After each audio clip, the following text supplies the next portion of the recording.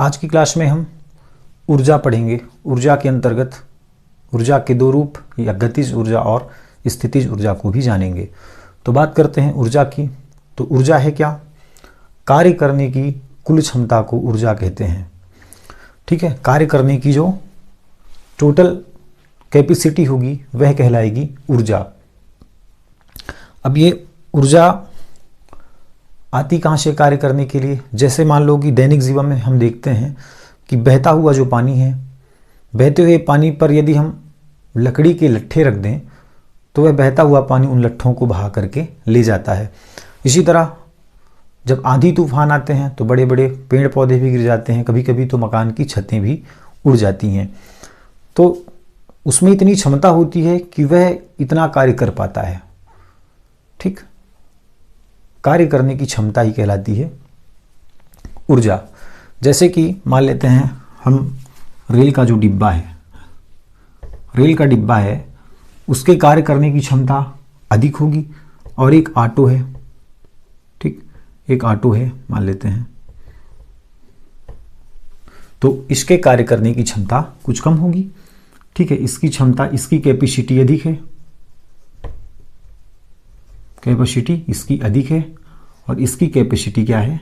कम है ना। मतलब ये मान लेते हैं ये कितना 70 टन तक का भी 70 टन तक के भार को लोड कर सकता है और वह कार्य कर सकता है, एक स्थान से दूसरे स्थान तक पहुंचा सकता है। जबकि एक ऑटो मुश्किल से 1 या 2 टन तक का ही वजन संभाल सकता है।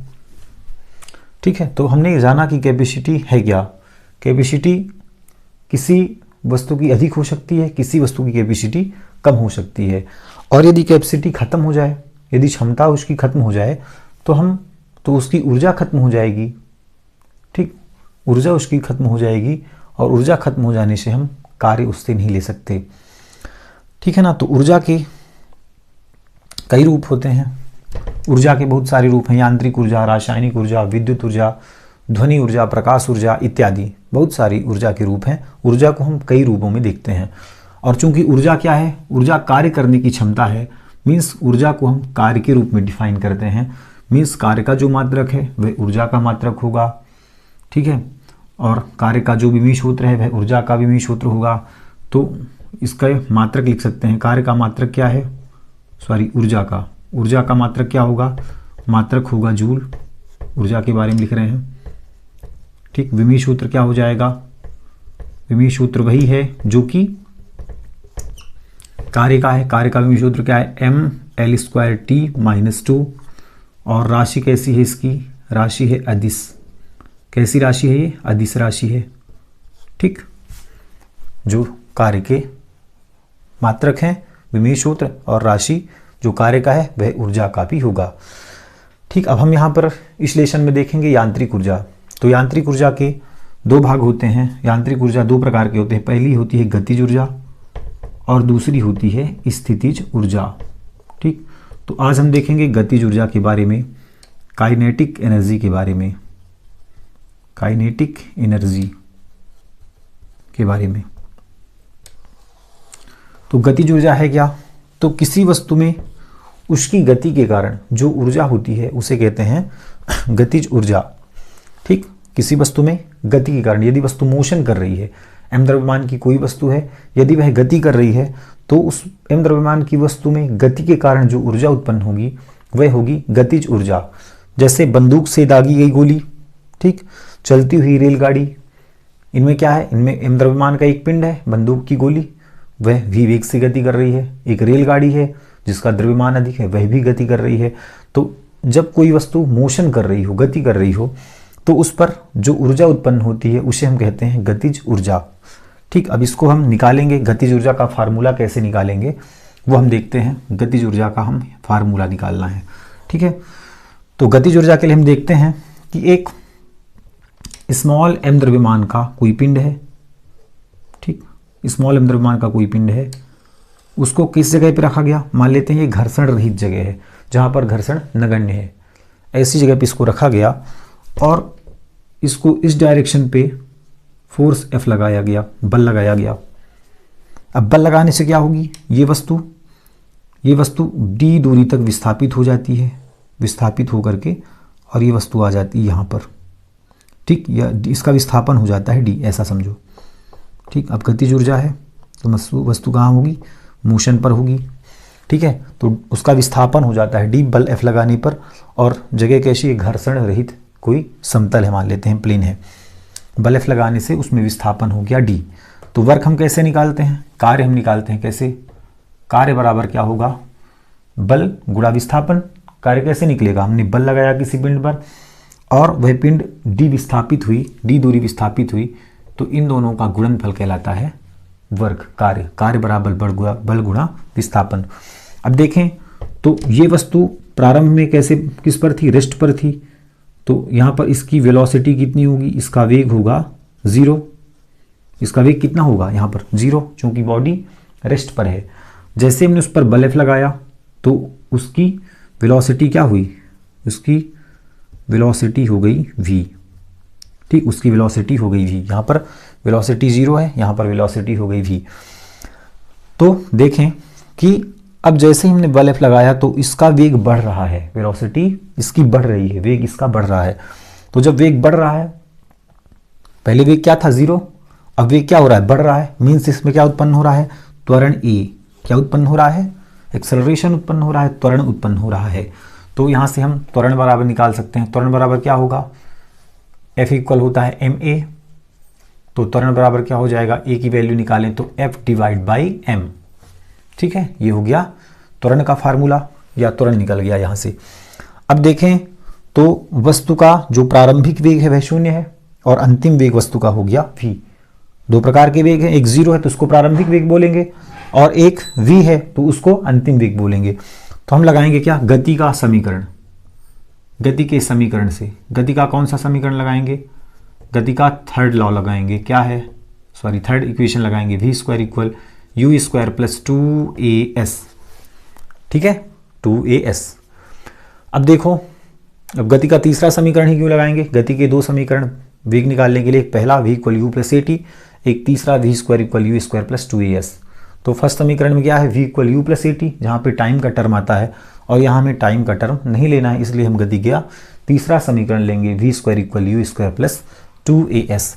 अब यहाँ पे देखो तो वस्तु का प्रारंभिक वेग कितना है, 0 है, मतलब u इक्वल कितना है, 0 है, तो u इक्वल 0 रख दो, तो वस्तु का अंतिम वेग होगा, हो जाएगा v, तो ये तो v ही रहेगा। प्रारंभिक वेग कितना हो गया, 0 प्लस 2, त्वरण कितना उत्पन्न हुआ, a की वैल्यू रख दो, क्या आया, f by m into s, ठीक है। या इसको लिख दो d विस्थापन न लिख करके इसको s विस्थापन लिख दो, अच्छा फिर रहने दो, d ही रहने दो, ये फार्मूले से आ गया है ना, विस्थापन यहाँ पे कर दो d, ठीक, या चलो ऐसे ही रहने दो, कोई फर्क नहीं पड़ता। तो ये हो जाएगा v स्क्वायर इक्वल क्या बचा, 2f s divide by m, है ना। अब यहाँ पे देखें तो क्या है, बल गुणा विस्थापन है, बल गुणा विस्थापन है, या फिर a की वैल्यू हमने f बाई m रखी तो s डिस्प्लेसमेंट को हम रख सकते हैं d, रख सकते हैं ना, s की जगह पे रख सकते हैं d, डिस्प्लेसमेंट s रखें या d रखें, ठीक, कोई दिक्कत नहीं।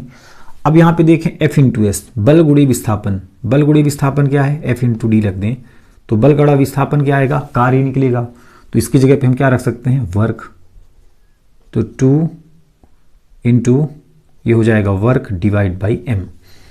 अब हमें कार्य निकालना है, ठीक, कार्य निकाल लो यहाँ से, तो क्या हो जाएगा, v स्क्वायर, ये गुणे में आएगा तो भाग में, ये भाग में है तो इधर जाएगा तो गुणे में इक्वल w, तो इसको हाफ अलग कर दो, हाफ m इधर लिख लो, mv square equal w, means कार्य कितना निकला, work equal half mv square, ठीक, ये निकल गया वर्ग का फार्मूला, ठीक है ना। अब ये जो कार्य हमने किया, ये कार्य कहाँ पे हो रहा है बताओ, ये कार्य कब हो रहा है, जब बॉडी पे मोशन है, जब बॉडी v वेग से गतिशील है, v वेग से जब गति कर रही है, v वेग से गतिमान है बॉडी, तब उस पर कार्य है। मीन्स क्या निकला, इसको अपन क्या कह सकते हैं, वर्क, है ना, वर्क। और यही कार्य इस गतिज ऊर्जा के रूप में संचित हो जाती है, इसको हम काइनेटिक एनर्जी भी लिख सकते हैं, हाफ mv स्क्वायर, ठीक है। यही कार्य जो है गतिज ऊर्जा के रूप में संचित हो जाती है, क्योंकि कार्य करने की क्षमता होती है ऊर्जा। तो ये कार्य ही किसके रूप में, गतिज ऊर्जा के रूप में, ये कार्य ही ऊर्जा के रूप में संचित हो जाती है, गतिज ऊर्जा के रूप में संचित हो जाती है। तो जो ऊर्जा गति से संबंधित हो, ठीक है, जो ऊर्जा गति से संबंधित हो उसे गतिज ऊर्जा कहते हैं। तो ये ऊर्जा कैसे संबंधित है, गति से। हाफ mv², इसमें वेग दिख रहा है, मतलब गति से संबंधित है। m द्रव्यमान की कोई पिंड v वेग से गतिशील है, मीन्स मोशन कैसे है, मोशन पर है ना, मतलब ऊर्जा क्या है, मोशन से रिलेटेड है, तो इसे क्या कहेंगे हम, गतिज ऊर्जा कहेंगे। ठीक है, अब यहाँ पे देखो तो काइनेटिक एनर्जी किस किस पर निर्भर कर रहा है, द्रव्यमान पर और वेग पर, किस किस पर, m पर और v² पर। ठीक है, अब यहाँ पे एक चीज नोट करें तो इसमें v क्या है, m है पिंड का द्रव्यमान, और जो वेलोसिटी है वह स्क्वायर के टर्म पे निकली है, मतलब वस्तु का द्रव्यमान जो होगा वह स्क्वायर के टर्म पर है। ठीक, तो यही कारण है कि द्रव्यमान कम होने पर, द्रव्यमान कभी कभी कम होता है और वेग क्या होती है उसकी, अधिक होती है, v², वेग अधिक होती है। ठीक है, तो गतिज ऊर्जा में m की तुलना में v का प्रभाव अधिक पड़ता है, क्योंकि यहाँ पे v क्या है, स्क्वायर के फॉर्म पे है, तो v का प्रभाव अधिक पड़ता है, वेग का प्रभाव अधिक पड़ता है, द्रव्यमान से ज़्यादा वेग का प्रभाव पड़ता है। यही कारण है कि जब हम बंदूक से गोली दागी जाती है, या जब हम बंदूक से गोली दागते हैं तो वह उसका प्रभाव बहुत गहरा होता है। ठीक है, क्योंकि उसमें वेलोसिटी अधिक होती है, वेलोसिटी v² के टर्म में है, वेग स्क्वायर के टर्म पे है, तो वेग का मान बहुत अधिक होता है, जिससे कम द्रव्यमान की वस्तु भी यदि वो मोशन पर है तो उसका प्रभाव बहुत अधिक होता है, जैसे कि बंदूक से दागी गई गोली का। ठीक है ना, तो ये हुआ काइनेटिक एनर्जी के लिए फार्मूला या सूत्र। काइनेटिक एनर्जी इक्वल होता है हाफ mv², इसको हमें याद रखना है। ठीक, अब चलिए बात कर लें संवेग और गतिज ऊर्जा में संबंध की, तो इसका स्क्रीनशॉट ले लें। ठीक, इसको मिटा दें अब।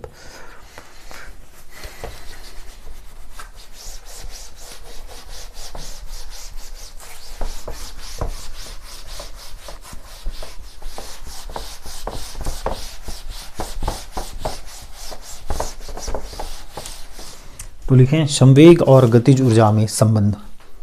संवेग मीन्स मोमेंटम व गतिज ऊर्जा में संबंध, relation between momentum and kinetic energy. तो संवेग को हम किससे दर्शाते हैं, P से, हमने पढ़ भी चुका है। संवेग बराबर होता है द्रव्यमान गुणा वेग, m × v को हम कहते हैं P। गतिज ऊर्जा को हम लिखते हैं K से। तो इन दोनों में रिलेशन बताना है, संवेग और गतिज ऊर्जा में, P और K में। तो संवेग के लिए क्या चाहिए, एक m द्रव्यमान का पिंड चाहिए। ठीक है, m द्रव्यमान का क्या चाहिए, कोई पिंड जो कि v वेग से क्या हो, जो कि v वेग से गति कर रही हो, इसकी वेलोसिटी कितनी हो, v, तभी तो हम बताएंगे संवेग। क्योंकि संवेग किस पर निर्भर करेगा, द्रव्यमान और वेग पर। वैसे ही गतिज ऊर्जा भी किस पर निर्भर करेगी, द्रव्यमान और वेग पर। दोनों का फार्मूला सेम है। ठीक है, मतलब लगभग सेम है। तो संवेग क्या होगा, हमने पढ़ चुका है, संवेग P = mv, संवेग P = mv, वस्तु का संवेग लिख सकते हैं, संवेग P = mv। तथा गतिज ऊर्जा कितनी हो जाएगी, गतिज ऊर्जा K = हाफ mv²। इसको दे दें इक्वेशन नंबर फर्स्ट, इसको दे दें इक्वेशन नंबर सेकेंड। तो इक्वेशन फर्स्ट से v का मान निकाल लो और v का मान निकाल के इक्वेशन सेकेंड पर पुट कर दो। तो समीकरण 1 से v का मान निकालो तो P/m इक्वल हो जाएगा v, होगा ना, ये इंटू में है, इधर गया तो डिवाइड में हुआ, v का मान क्या निकलेगा, P/m। समीकरण 2 में मान रख दो, समीकरण 2 में मान रखने पर मान रख दो समीकरण 2 में, तो k इक्वल कितना हो जाएगा, हाफ mv² मीन्स v की जगह पे P/m का होल स्क्वायर। ठीक, अब इसको खोल दो ब्रैकेट, हाफ इंटू m इंटू P square divide by M square. तो एक एम से एक एम कैंसिल हो जाएगा, बचा क्या, half P square divide by M, या इसको लिख सकते हैं P square divide by 2m के इक्वल। ठीक, इसको दे दिया हमने इक्वेशन थर्ड। ठीक, अब क्या करो, 2m को इधर ले जाओ, 2m को इधर ले जाओ तो कितना हो जाएगा, पी स्क्वायर इक्वल क्या बचेगा इधर, 2km या 2mk। तो p इक्वल हो कितना हो जाएगा, दोनों साइड वर्गमूल लगा दो, तो वर्गमूल लगाने पर वर्ग से वर्गमूल कैंसिल, इधर वर्गमूल लगाएंगे तो रूट एम के। ठीक है, ये निकला किसका, यही है संवेग और गतिज ऊर्जा में संबंध। ठीक है, तो लिख सकते हैं कि यही संवेग और गतिज ऊर्जा में संबंध है। ठीक है, अब यदि यहाँ पर देखो एक चीज़ और, यदि k इक्वल 0 पुट कर दें, यदि k इक्वल 0 रखें तो 0 रखने पर ये सब मल्टीप्लाई में है, सबका मान 0 हो जाएगा, तो p का मान भी कितना हो जाएगा, 0। ठीक, k का मान 0 रखने पर p का मान भी हो जाएगा 0। मीन्स किसी भी वस्तु में बिना गतिज ऊर्जा के संवेग संभव नहीं है। यदि उस वस्तु में गतिज ऊर्जा नहीं है तो उसमें संवेग भी नहीं होगी, है ना। यदि k 0 हो जाए, डिपेंड किस पर कर रहा है, p डिपेंड कर रहा है ना k पर, 2mk पर। ठीक है, यदि k 0 हो जाए मीन्स गतिज ऊर्जा यदि शून्य हो जाए तो वस्तु का संवेग भी शून्य हो जाएगा। ठीक है, वस्तु का संवेग भी 0 होगा जब उसकी गतिज ऊर्जा शून्य हो जाएगी। और दूसरी बात, ये पहली बात, दूसरी बात, समीकरण 3 हमें क्या बतला रहा है, एक परवलय का समीकरण बतला रहा है। ठीक है, k equal P square by 2m, k equal P square by 2m एक परवलय का समीकरण बतला रहा है। मीन्स जब k और p के बीच ग्राफ खींचा जाएगा तो हमें परवलयाकार वक्र प्राप्त होता है। इसके लिए हम ग्राफ बना लेते हैं, मान लेते हैं ये है k और ये है p, है ना। इधर मोमेंटम है, संवेग है, इधर है काइनेटिक एनर्जी, गतिज ऊर्जा। इनके मध्य जब ग्राफ खींची जाएगी तो हमें कैसा मिलेगा, परवलयाकार। चूंकि ये एक परवलय का समीकरण है तो हमें ग्राफ कैसा मिलेगा, परवलयाकार। अब ये पी स्क्वायर है मीन्स जो परवलय का समीकरण, जो परवलय बनेगा, जो वक्र बनेगा वह k की ओर बनेगा, तो परवलय कैसा बन जाएगा, ऐसा। तो इसके बीच खींचा गया ग्राफ हमें वक्र, हमें परवलयाकार प्राप्त होता है। ठीक है, k और p के बीच खींचा गया वक्र परवलयाकार होता है। संवेग और गतिज ऊर्जा के मध्य ये क्या है, वक्र है। ठीक है, k व p के बीच वक्र। ठीक, तो कैसा वक्र प्राप्त होता है हमें, परवलयाकार वक्र प्राप्त होता है। यही है संवेग और गतिज ऊर्जा में संबंध। ठीक है, तो हमने आज देखा ऊर्जा के दो रूप, ऊर्जा जिसके अंतर्गत हम पढ़ेंगे ऊर्जा क्या है, कार्य करने की कुल क्षमता को ऊर्जा कहेंगे। ऊर्जा के वे ही मात्रक हैं जो कार्य के मात्रक हैं, ऊर्जा का विमेय सूत्र जो कार्य का विमेय सूत्र है, और राशि भी अदिश होगी दोनों की। अब इसमें हम यांत्रिक ऊर्जा के बारे में पढ़ेंगे। तो यांत्रिक ऊर्जा दो प्रकार के होते हैं, स्थितिज और गतिज ऊर्जा। तो आज हमने देखा गतिज ऊर्जा के बारे में। गतिज ऊर्जा है क्या, किसी वस्तु में उसकी गति के कारण जो ऊर्जा होती है वह कहलाती है गतिज ऊर्जा। उसके लिए हमने गतिज ऊर्जा का सूत्र भी निकाला। उसके बाद हमने देखा कि ये जो गतिज ऊर्जा हाफ mv² है, गतिज ऊर्जा का फार्मूला मीन्स गतिज ऊर्जा द्रव्यमान और वेग के स्क्वायर पर निर्भर करती है। मतलब m की तुलना में v का प्रभाव अधिक होता है, चूंकि v का मान v² की फॉर्म में है। यही कारण है कि बंदूक से दागी गई गोली का द्रव्यमान कम होने पर भी वह अधिक गहरा वार करती है, क्योंकि वेग का मान द्रव्यमान से कहीं अधिक होता है। ठीक, उसके बाद हमने देखा संवेग और गतिज ऊर्जा में संबंध। तो संवेग क्या है, द्रव्यमान गुणा वेग। यदि वस्तु मोशन कर रही है, यदि वस्तु पर वेग है v, तो द्रव्यमान की वस्तु यदि v वेग से गतिमान है तभी उस पर संवेग होगा। और काइनेटिक एनर्जी के लिए भी वही कंडीशन है, जब m द्रव्यमान की वस्तु v वेग से गतिमान होगी या वस्तु गति कर रही होगी तभी उसमें गतिज ऊर्जा उत्पन्न होगी। तो दोनों एक ही कंडीशन पर लगेंगे। ये हमने यहाँ पे रिलेशन निकाला, p और k के मध्य रिलेशन क्या है। फिर हमने जब रिलेशन निकला p इक्वल √2m के, तो हम देख रहे हैं यदि k की वैल्यू 0 हो जाए तो p की वैल्यू भी 0 हो जाएगी। क्यों, क्योंकि यदि गतिज ऊर्जा शून्य कर दी जाए तो p का मान, इसमें k का मान 0 रखने पर p का मान भी 0 मिल जाएगा। मीन्स बिना गतिज ऊर्जा के संवेग की कल्पना भी नहीं की जा सकती। जब तक वस्तु में गतिज ऊर्जा नहीं है तो उसमें संवेग भी नहीं होगा। इनके मध्य यदि ग्राफ खींचा जाए तो हमें एक परवलयाकार वक्र प्राप्त होता है। ठीक, धन्यवाद। कल हम देखेंगे स्थितिज ऊर्जा के बारे में। ठीक, और आगे फिर देखेंगे शक्ति, पावर। धन्यवाद।